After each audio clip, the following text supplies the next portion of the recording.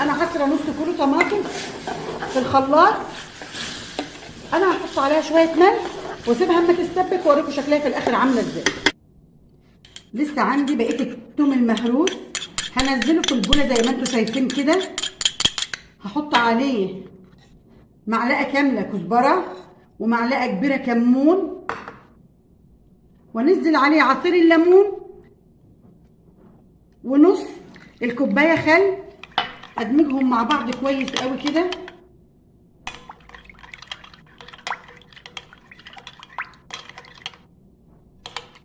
واحط عليهم كوبايه ميه. الله على اللون والشكل والريحه، الله الله. انا هاخد نص العصير ده،